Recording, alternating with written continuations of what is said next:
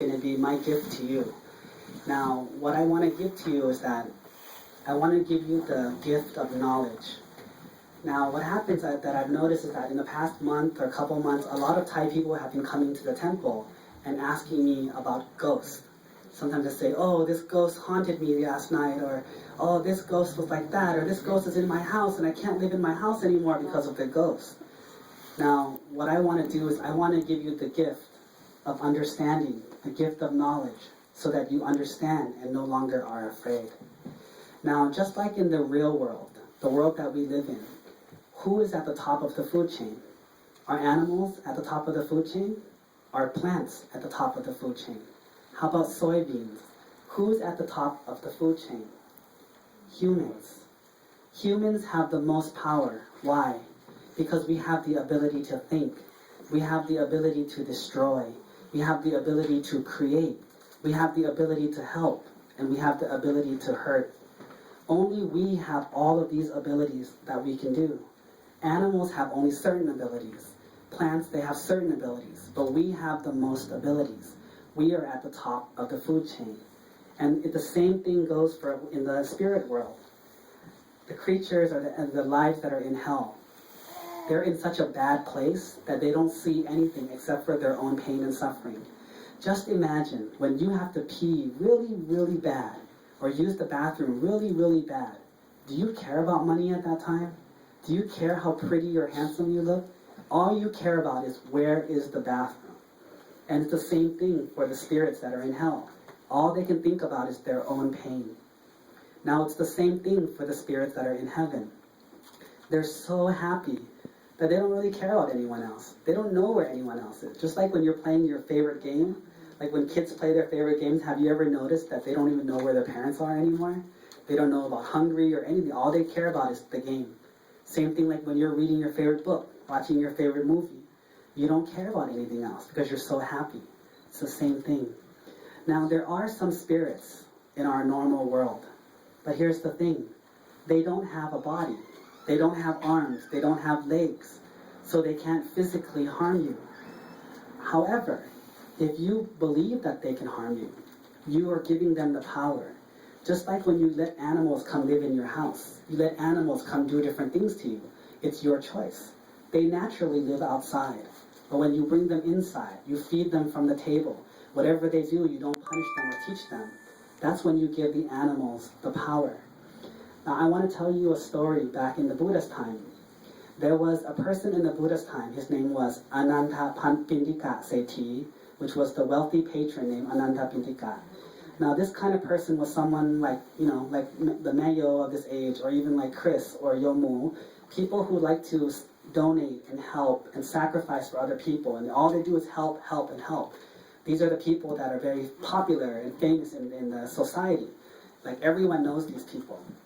Now, in that day and age, there wasn't any Buddha temples yet. Now, Anathapindika wanted to buy the Buddha a temple. Let's say, for example, Golden Gate Park.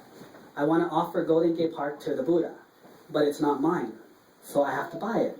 So he goes to the prince of Golden Gate Park, and says, hey, I want to buy Golden Gate Park. And the prince says, no, this is my park, it's awesome. I don't want to sell it to anyone. I don't care how much money you have.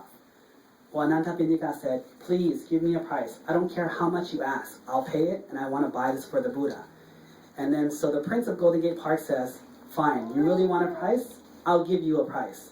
How about you have to give me enough gold to put all the gold in a row and fill up every spot in Golden Gate Park has to be filled with gold. That's how much gold I want from you, and then I'll sell it to you. Anathapindika said, okay. Can you imagine how many gold coins to be placed next to each other so that you can't see the floor anymore? He said, okay. He sold his house, he sold his car, his wagons, all his gold and jewelry. He sold everything and tried to find as much money as he could. He borrowed money, he asked for money, he tried to help people, help me to make this money. Well, he used every single dollar that he had, and it was barely enough to cover just like 30% of the park. Now, there was a spirit who lived in his house. Many, many spirits lived in his house. And they're usually good spirits. They help him, they're nice, and they protect the house and do all the nice things. But one of the spirits at the front door, he had a bad idea. He thought, you know what? If this rich man gives all his money away, what's going to happen? He's going to be poor. There's going to be no more house. I'm going to have nowhere to live. So he went to the rich man and said, Mr. Rich Man, I think you should slow down on this offering for the Buddha. I don't think you should give him that much gold. It's too much. And it's going to make you suffer, and I don't agree with it. I'm going to tell you not to do it.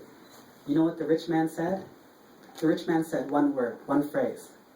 Get out. Get out of my house. If you do not agree with the things that I do that are good, you do not get to stay here anymore. And that spirit, in 1 second, got out of the house.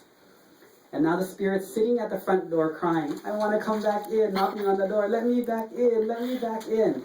And he couldn't go back in. Why? Because of the owner of the house did not give permission. So now this spirit is lost. No house to live in, no food to see, no merit to share. So he went all over the place crying, looking for somewhere to live. And no one wanted him anymore because you got kicked out from the rich man's house. We don't want you anymore. So then what did he do?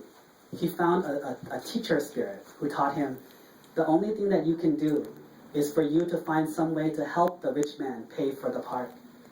So this ghost had the ability to see in the past because they lived longer, so they had a long past. And he saw that basically in the past, a lot of people, the rich man was born many lives and had put a lot of treasure under the ground, but he doesn't know where it is. And so he helped the rich man find that treasure to help pay for like 70% of the park. After he did that, then finally the rich man let him back in under the condition that when I do good, you have to be happy for me.